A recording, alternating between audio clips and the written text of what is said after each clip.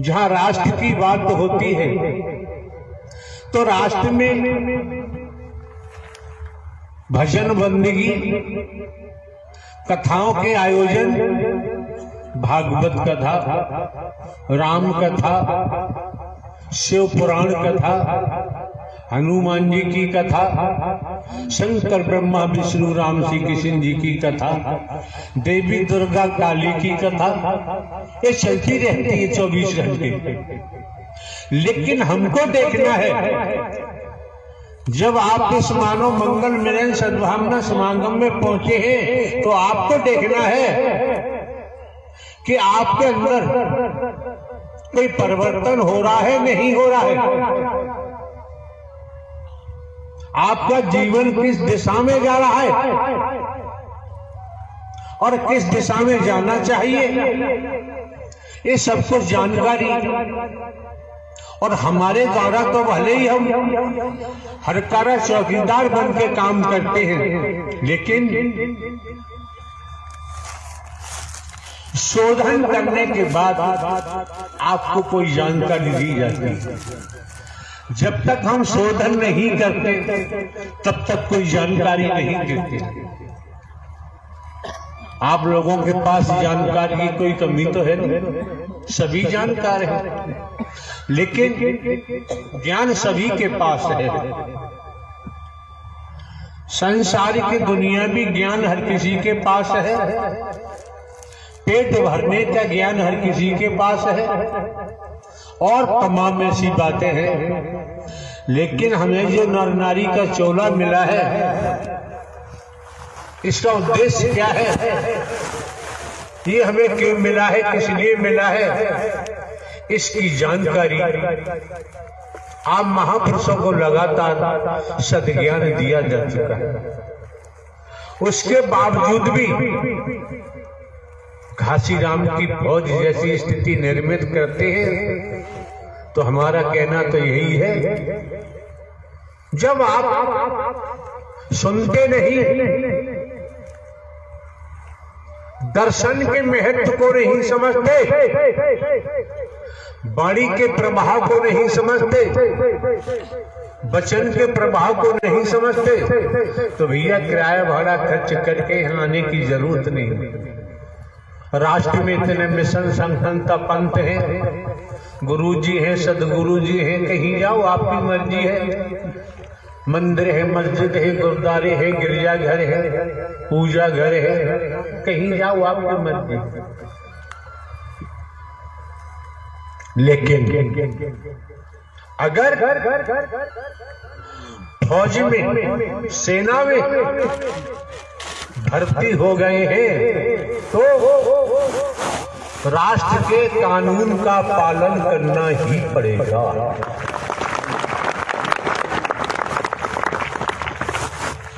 फौज में, सेना में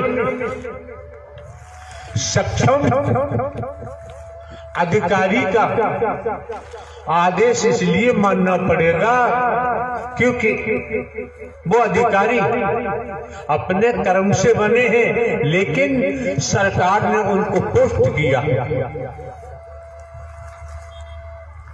अगर सेना में तो कोई संस्कार से हम भर्ती हो गए, नेवी की अगर कानून का पालन नहीं करेंगे, जो हमारा उत्तरदायित्व सीमा पर बनता है, अगर हम वो नहीं निभाएंगे, सक्षम अधिकारी के आदेश का पालन नहीं करेंगे, तो दंड तो मिलेगा ही, बर्खास्त कर दिया जाता है। क्यों? सेना में ये नहीं पूछा जाता है कि आप हिंदू, मुस्लिम, सिख, ईसाई के ब्राह्मण, क्षत्रिय, वैश्य, शूद्र हैं। वहां एक सैनिक बनाया जाता है। राष्ट्र जिसके रोम रोम में है और राष्ट्र हित की ही बात अधिकारी कहते हैं, आदेश करते हैं। सेना सैनिक पालन करते हैं। कोई मौसम हो, सर्दी गर्मी बरसात, बर्फ लगातार गिर रही है, ट्रेनिंग में इतना मजबूत कर दिया जाता है, बर्फ गिर रही है, ड्यूटी पर जब सैनिक जाता है उसी रूप के वस्त्रों को धारण करके जाता है। ड्यूटी से या ड्यूटी को छोड़कर इधर उधर कदम नहीं दे सकता। अगर इधर उधर तो कदम देगा, कोई घटना, अप्रिय घटना घटित हो सकती है। तमाम प्रकार की घटनाओं से रूबरू होकर मुकाबला करना पड़ता है। आपके जीवन में खेतीबाड़ी, नौकरी, व्यापार करते हुए, परिवार में रहते हुए, जब आप लोगों का आगमन इस मानव मंगल मिलन सद्भावना समागम में हुआ है, सत्य के साथ में हुआ है, किसी से ये नहीं पूछा गया कि आपका गोत्र क्या है, किसी से नहीं पूछा गया।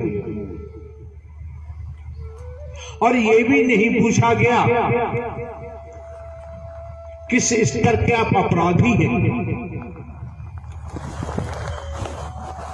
किस कदम पर भारतीय संविधान को आप तोड़ते हैं, ये भी नहीं पूछा गया। जब आप आए, आपको काला गोरा नहीं देखा गया, आपको गरीब अमीर नहीं देखा गया, छोटा बड़ा नहीं देखा गया। आप लोग अपने हृदय पर हाथ रख के देखे, समझे कि जब आप आए थे प्रारंभ में, तब आपकी मनोदशा क्या थी, आपके विचार क्या थे, आपकी सोच क्या थी। समय समय पर मानव मंगल मिलन सद्भावना समागम में आते रहे, सत्य का साथ किया, सुना, क्रम में ढाला। अब आपको विचार करना चाहिए कि आपके जीवन में सत्य के नाते कितने प्रतिशत परिवर्तन हुआ। अगर परिवर्तन नहीं हुआ तो हम तो एक हल्का चौकीदार बनकर यही निवेदन करेंगे कि आप लोगों को मानव मंगल मिलन सद्भावना समागम में नहीं आना चाहिए। तमाम मंदिर, मस्जिद, गुरुद्वारे हैं, गिरजाघर हैं, मिशन संस्था, पंथ है, कहीं जाओ न जाओ आपकी मर्जी है। ये जो भेड़चाल देखने को मिलती है, 27 तारीख 27/2/2022 ग्वालियर प्रवास में थे, वहां भी आयोजन चल रहा था। आप महापुरुषों की तादाद लाखों लाखों में प्रतिदिन हुआ करती थी। एक दिवस का समय माह का प्रथम मंगलवार के रूप में दोसा के महापुरुषों को दिया गया। उसी क्रिया के लिए 27 तारीख को 27/2/2022 को यहां पहुंचना था। ग्वालियर में आने के लिए हम तैयार हो रहे थे। हमको सूचना मिली, हम आपको अवगत करा रहे हैं, आपकी मर्जी है।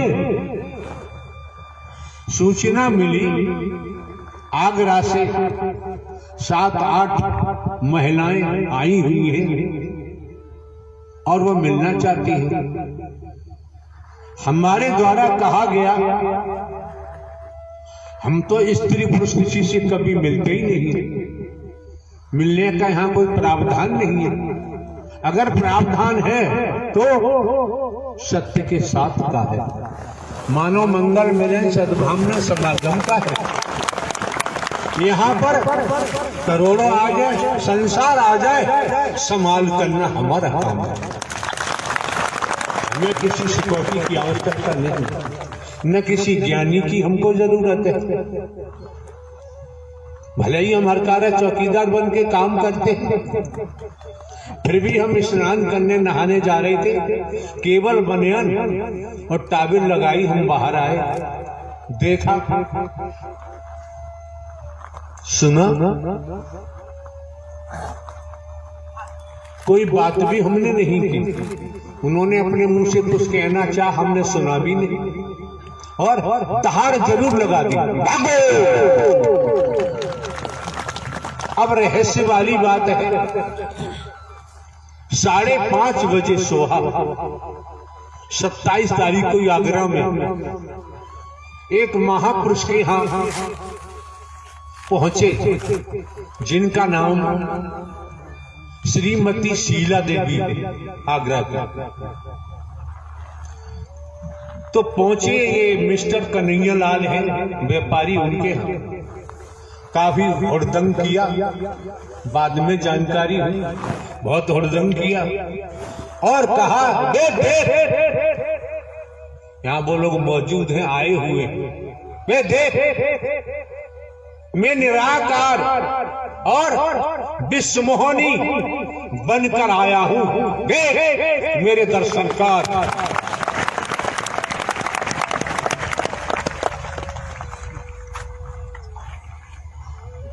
ठीक है, समझने की बात है, जब तुम निराकार विश्वमोहनी रूप धारण करके आए हो तो फिर ग्वालियर आने की क्या जरूरत है? इस ब्रह्मांड में हरि परमात्मा के अलावा दूसरा कोई परमात्मा न था, न है और न ही होगा। शंकर, ब्रह्मा, विष्णु, राम, श्री कृष्ण, देवी दुर्गा, हनुमान जी, काली, काल भैरव, तमाम व्याख्या करेंगे, बहुत समय लगेगा। अब जानकारी हुई, कई दिन से किसी के यहां क्या कर रहे थे, इनकी लीला यही जानी, उस संबंध में हमें कुछ नहीं कहना है। जानकारी हुई क्या कि मेरा गणेश मर गया है, किसी स्त्री का पति की मौत हो गई है और हरि जीवित करे। अरे हरि का विधान है, जिसने जन्म लिया है कर्म फल भोगने के उपरांत शरीर की मृत्यु होती है, जिसका निर्माण किया जाता है समय आने पर वो ध्वस्त होता है। अगर कलाओं की बात होती है, हम आपको ये जानकारी दे रहे हैं, जितने हरि बन रहे हो, निराकार बन रहे हो, उन्हें आने की जरूरत नहीं है, कभी भी, कभी ना है।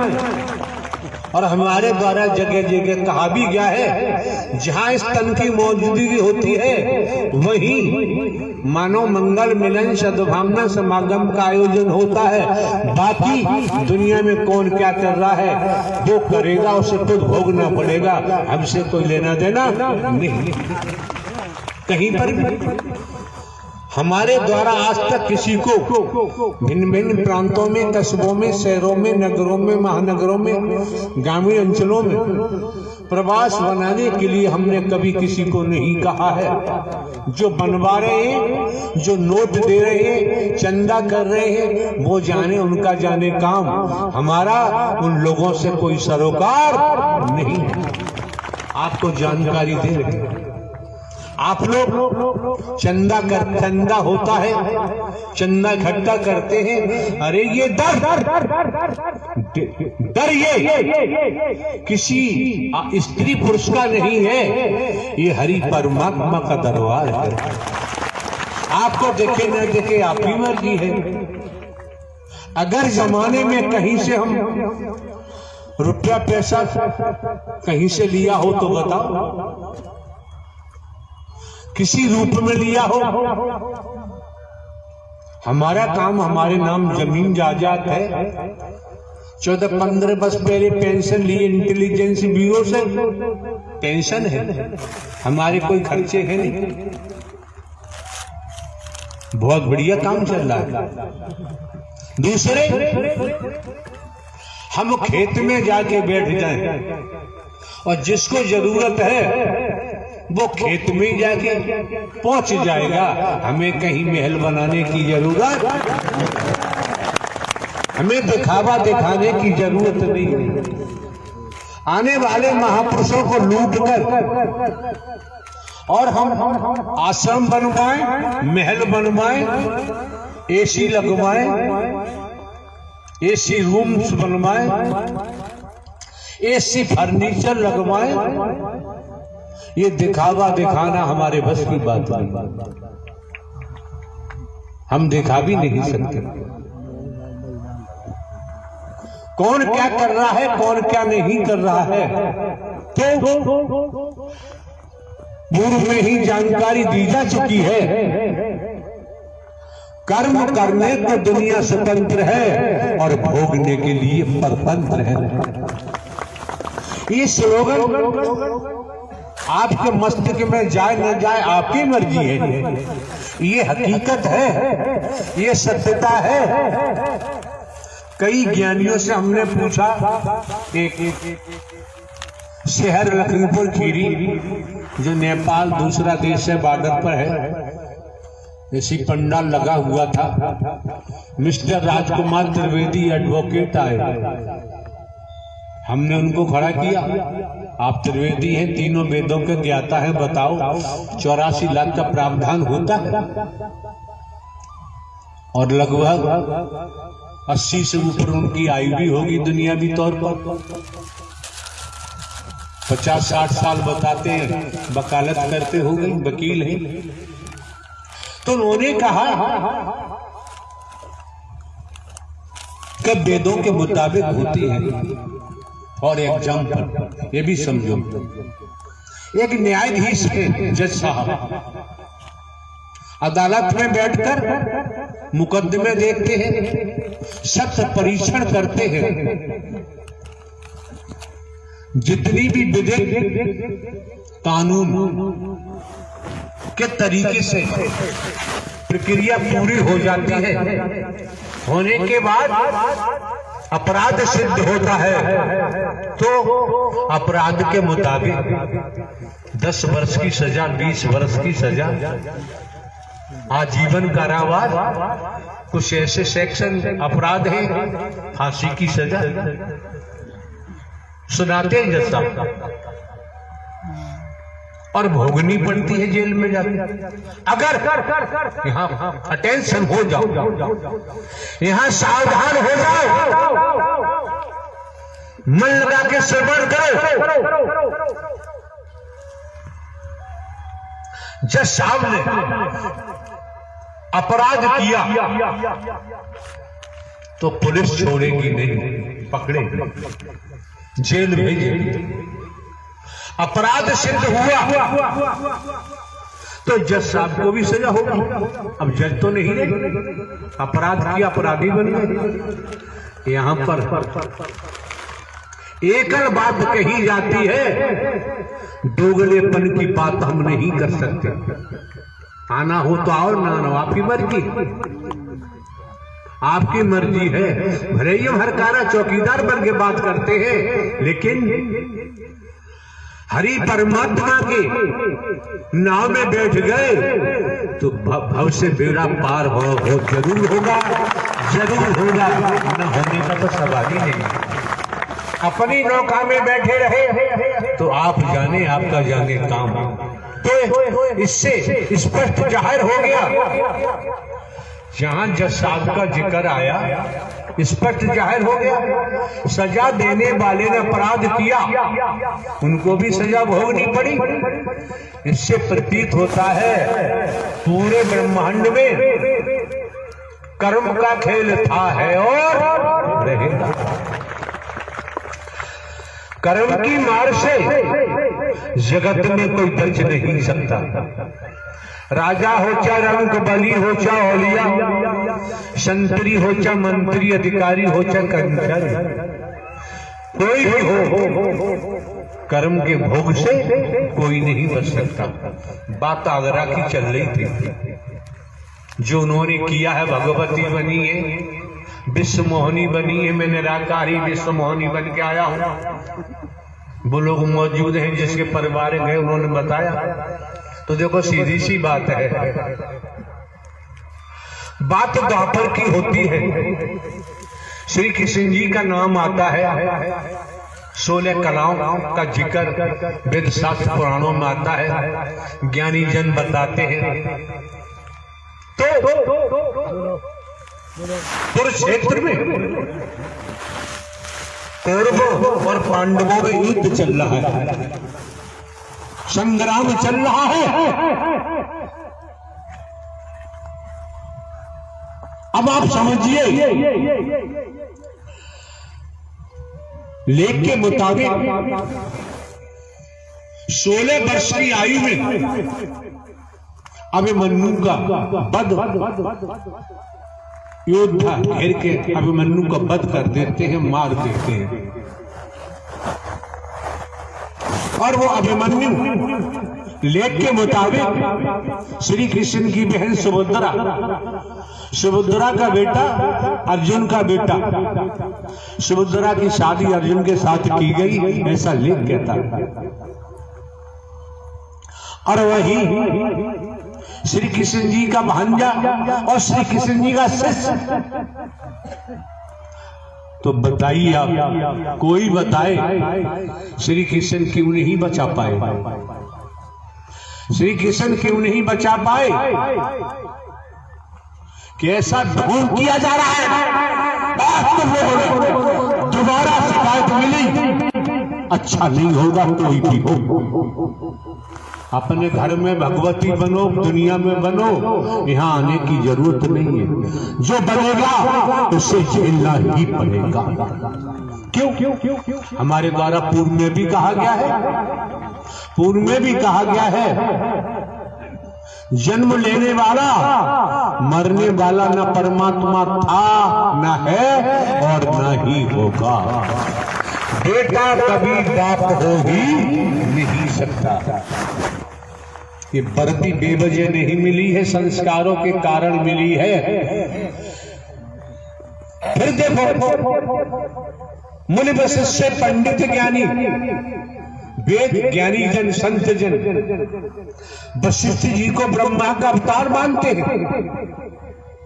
मुनि वशिष्ठ पंडित ज्ञानी शोध के लगन धरी, कर्मगत टाले न टली। सीता हरण मरण दशरथ का, वन में विपत पड़ी, कर्मगत टाले न टली। जिन्हें 11 कलाओं से बताते हैं राम जी को, अपने पिता श्री राजा दशरथ की मृत्यु को बचा नहीं पाए, पूरा परिवार बिखर गया, पूरा परिवार बिखर गया, बचा नहीं पाए। हम देखें, हम कंचन कामनी में फंसे हुए हैं, हम मोह में फंसे हुए हैं, ममता में फंसे हुए हैं, लोभ में फंसे हुए हैं, अहम में फंसे हुए हैं, काम वासना में फंसे हुए हैं। मैं मेरी अपने पराये में फंसे हुए हैं, भेदभाव में फंसे हुए हैं। तो वेदों में, शास्त्रों में, पुराणों में, वैदिक काल का इतिहास बताता है दसियों हजार या दसियों हजार वर्षों तक ऋषि मुनियों ने तपस्या की। जिनकी तपस्या की उनका दर्शन नहीं पाया। समझो जरा, दर्शन नहीं हुआ। उनके पास न मोह न ममता थी, न कंचन कामनी, न मैं मेरी, न अपना पराया, न है, कुछ नहीं था। जब उनको दर्शन हुआ और ये कलयुगी जीव इसमें हाथ निराकार घुस जाता है कि निराकार की पकड़ है ही नहीं। कितने तेज, कैसे लोग हैं स्त्री पुरुष।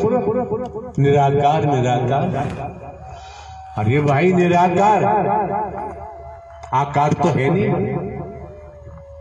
और कुछ भाषा ऐसी है जिसे लोग दुनियावी तौर पर हवा कहते हैं, लेकिन हमारे द्वारा तो ये कहा गया है भूत, अतीत, अतीत से वर्तमान, वर्तमान से भविष्य, कर्मों का भूत, कर्मों का जिन, कर्मों का खईस, ये मरते दम तक पीछा नहीं छोड़ता है। किसी से उधार लिया है, मैं ब्याज के अदा नहीं हो जाएगा तब तक मालिक छोड़ेगा नहीं। स्पष्ट है दुनिया की तौर पर। तो आप लोगों को जानकारी इसलिए दी जाती है, भिन्न भिन्न प्रांतों से, कस्बों से, शहरों से, नगरों से, महानगरों से, ग्रामीण अंचलों से जिस तादाद में आना हुआ है, आप तो समझ जाओ 20 वर्ष हो गए दुनियावी कैलेंडर के मुताबिक। हमने स्वयं को केवल हरकारा चौकीदार ही बताया है, इससे ज्यादा कुछ नहीं बताया। किसको क्या दिखाई देता है ये उसका कर्म होगा, वो जाने। मौके बार बार नहीं मिलते हैं, समय बार बार प्राप्त नहीं होता है।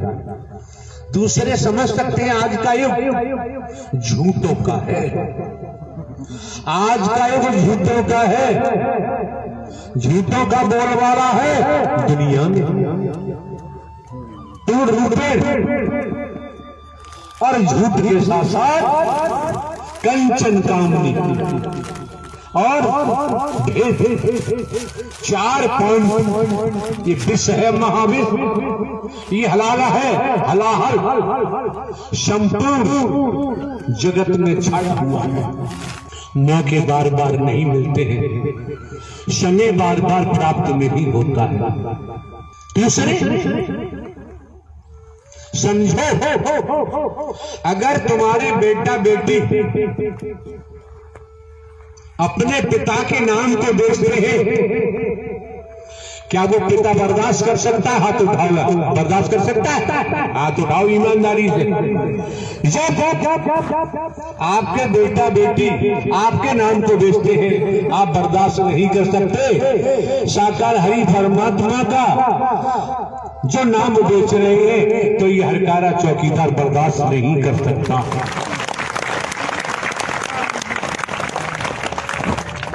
अपने हृदय से निर्णय करो, कौन पापी नहीं है जो विधाता के विधान को तोड़ रहा है, वो महापापी हो जाता है।